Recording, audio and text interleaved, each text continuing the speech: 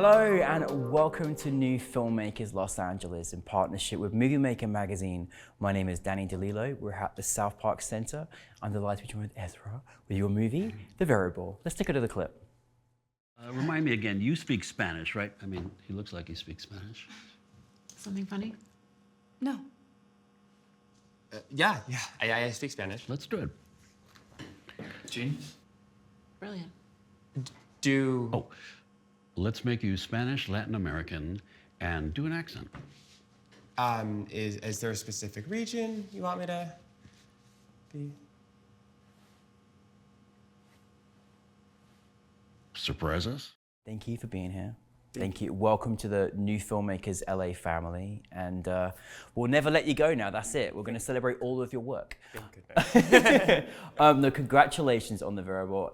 I told you on stage as to how much I loved it, and we got such a lovely audience response. But for those that haven't seen it, tell us a little bit about your film. Yeah, totally. So it is about an ethnically ambiguous actor who has to kind of navigate some outlandish adjustments during a casting session. So, those adjustments being him having to change his ethnicity on a dime. On so many different levels for filmmakers, for myself as a producer, for everybody in the industry, I'm so glad you made this film because, it really was an important film because this experience is still existing today. But you took us into this magical, mystical imagination of your dreams that you took us into in this film as well with the character that you play, because you were in front and behind camera as well. Yes. Some of it may obviously have, quite obvious reason why you did it, but what was that when did this idea come about and how you decided to turn this into a film? Yeah, I was actually taking this playwriting course at East West Players, which is this amazing Asian American theater here in Los Angeles. And I was playing with this idea of a character that kind of acted as a chameleon. Was able to kind of shapeshift in between different places and spaces. And once that course ended, I felt like there was still something more to the story, and I love film, and I love the magic of cinema, going back to the kind of like imagination. And so I knew I had to translate it into something of that sort. And I kind of was brainstorming and then came up with the framework of this audition, because, write what you know. And I just kind of, once I had that idea, it kind of just flowed out of me very rapidly.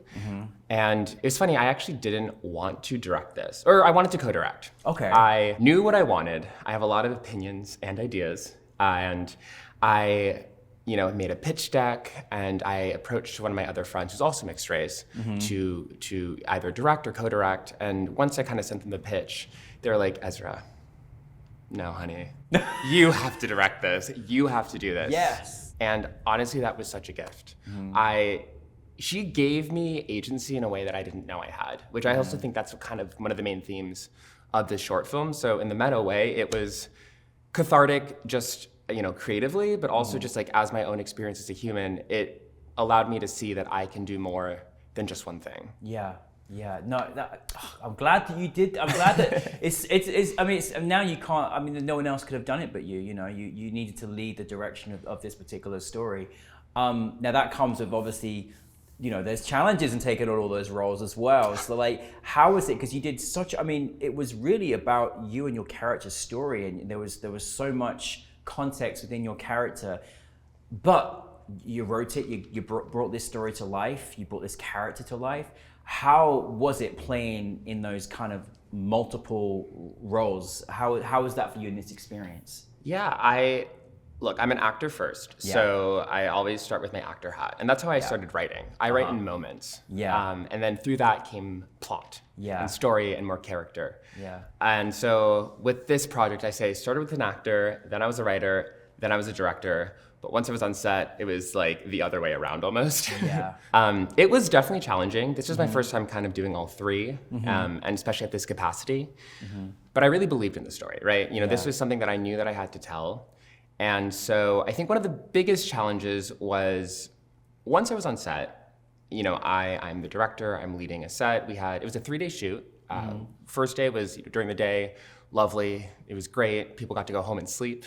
But the next 2 nights were overnights, and that was challenging. And it was in downtown, so it was very, very hard to get good sound.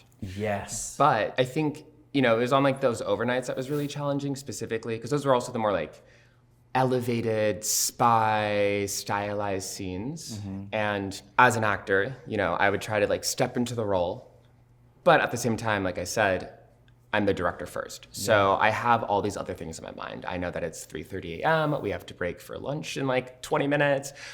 Is the lighting set up? Where's my DP? Is everyone like being supported? So I knew that there were specific beats and marks that I wanted to hit. And once I got those, I was like, let's move on. I had an actor coach that I brought on set just to kind of have second eyes. Oh, okay. That's actually a really good like kind of technique to have if you're doing multiple roles. That's actually really clever. I love that. Oh my God, no, it was so necessary. Because I would get kind of stifled because I would just hit the beats and then it was like, okay, gotta move on. Next setup, please. Yeah. And having someone like that to be like, stop for a second and like, remember, you're acting in this, right? Yeah. So let's play, let's have fun. And that definitely helped me kind of free myself. Yeah. But at the same time, I think what I realized once I got to the editing process was that I didn't have as much range or versatile takes as I had liked to have had. And that's okay because you solve it in post. Absolutely. We just finessed it. There were so many dynamics to the story and to your, writing and imagination that was really, really just unique and spectacular. I mean, you've also come from such a lovely theatre company. They're so well respected here in LA, and we've had many alumni from yours, from there here at New Filmmakers LA. So it's just great to see everyone shine and making film and everything else. And it's you've got this very kind of obvious, situation scenario of a casting room with those people that are in there that quite frankly it's shocking, but it still exists today and it's still going on today. And so you had a very serious kind of casting group that bringing out these kind of very, very uncomfortable but very necessary microaggressions of what your character is going through, because this is existing in our society still today. And then you mixed it with this like magic and mystical imagination where every single role you go off into this beautiful kind of, you were wonderful, and your movement and performance was really fantastic. How did you sort of like take something so serious and like, and what certain people go through and then mix it with this like beautiful imagination? Because it was almost like you allowed your character to go to this place, but it was uncomfortable for you because we didn't want you to have to go through this from what they were saying as the casting people. Yeah, totally. I love dark comedy. Yeah. Yeah, it is my favorite genre. Yeah. And there is obviously depth to this. There is some serious conversations that should be had, and things that these are things that I've experienced as an actor and just going through the audition process. And I knew from the get-go that to make this more digestible, I wanted to tell it through a lens of comedy. I find that is an easier way to connect with audiences, especially if they aren't, they don't directly relate to the experience. Yeah. Specifically about these microaggressions, but in a way that allows them to kind of go through the journey with the protagonist and kind of experience it with him. Yeah. Because I really think if I had gone down that route of pure drama, I think it would have fallen a little bit flat with an audience. And because this isn't just like a woe is me story. This story is more about finding the agency, finding the power within you, and sometimes that power is saying no.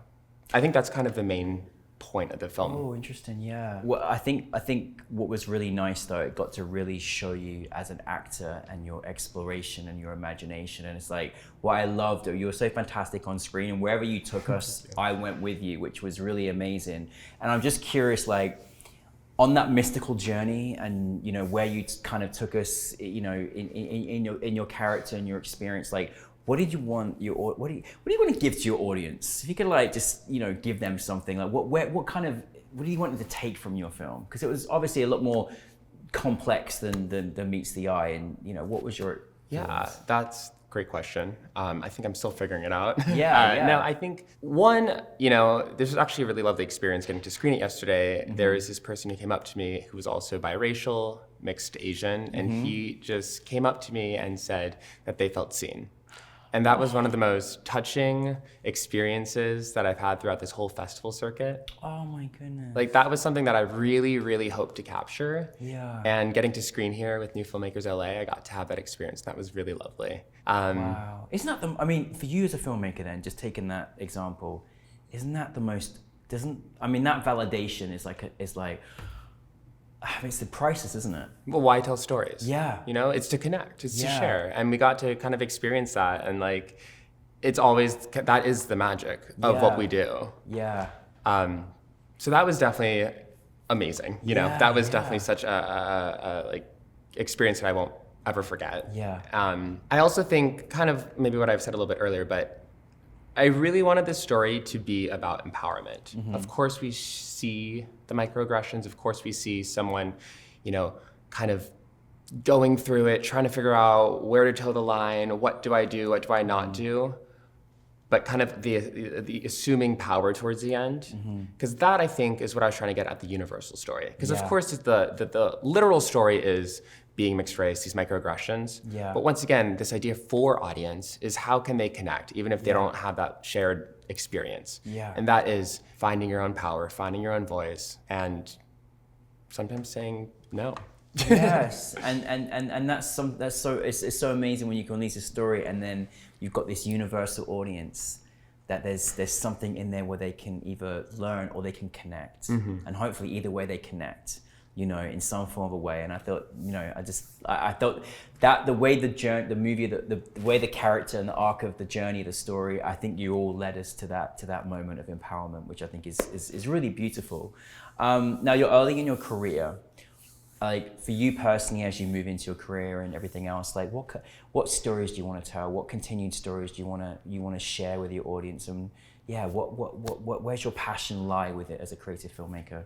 Totally. So this piece was obviously very much so about identity, you know, about being mixed race, not so much about being queer. I actually specifically wanted to make sure that this story didn't kind of go that route. Yeah. So there is just one line that I decided to write that really called out the queerness of it, because I didn't want this to be about that. Yeah. And so moving forward, you know, this was a very cathartic experience. I wanted to get off my chest, which I did. I really want to focus on telling stories that don't have to kind of central that to the story, to the plot. Rather, they just exist. Yeah. It's in the landscape. It's a part of story. It does inform character. It does inform, you know, the nuances in scenes and et cetera, but it doesn't have to be about being mixed race or about being queer. It can just be about a human going through XYZ. Yeah.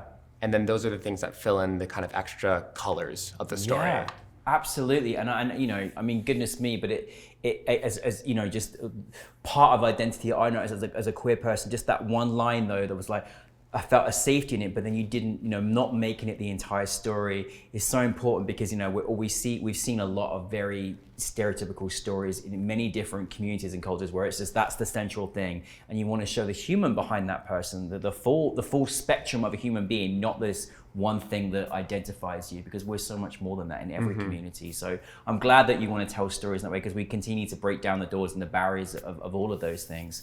What is next for you? Well, right now, I think my main goal is to focus on acting and writing. Acting, because it's just my first love. Yes. Writing, because you can do it alone and it doesn't cost money. Directing is definitely something I want to pursue again. And I think if the right project calls me, I would definitely be interested in pursuing that.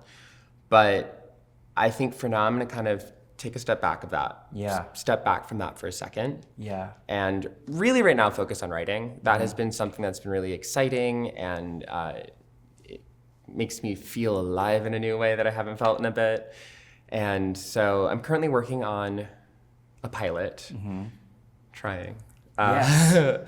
And so that's exciting. That's something that I've been doing, you know, kind of daily. It's nice to have an artistic routine again. And I don't think I will do a short film again like this, because I had to do a crowdfunding campaign, and I never want to do that again. Okay, you hear that? Doesn't want to do it again, okay? Yeah. It was terrible, but rewarding, I promise. Yeah, no, it's kind of like a one and done. You're ready for a budget, aren't you? I'm ready for a budget. Bring the money, please show the money, okay? That's fair, okay, because it's a lot of hard work, isn't it? Yes. Worst month of my life. Yeah, you paid your dues. You can start. Yeah, let's get those blank checks coming through, okay? You know, I know you've got so much more to achieve in your career and many more things to experience, but like, what do you know, for you as a filmmaker, as a creative artist, you know, on multi-facets of levels of being an artist, for our filmmaking audience, what's important to you? What values are important to you as a filmmaker that you can maybe share with your audience? you need to create for the sake of creating. I think that's really, really important. I think this was, for me, kind of an example of that. I really had no plan of producing this until it kind of just happened, but it kind of just falls into place. Other values are stay true to who you are. Really listen to that voice. Listen to your gut. So I think especially during the feedback process, I would share the script with a lot of people, which then also later in post shared, cuts to the short with a lot of people. And everyone has an opinion. Yeah. Everyone has an opinion. Yeah. And there's a quote that I stand by is, hear everyone, listen to yourself. Because at the end of the day, this is your story, this is your project, this is your film, or whatever, artistic thing it is. And you're gonna have to decide at the end of the day, make that executive decision of what do you want to share and how to kind of filter that out. So I think listen to yourself, listen to your gut. That's very important to me as an artist.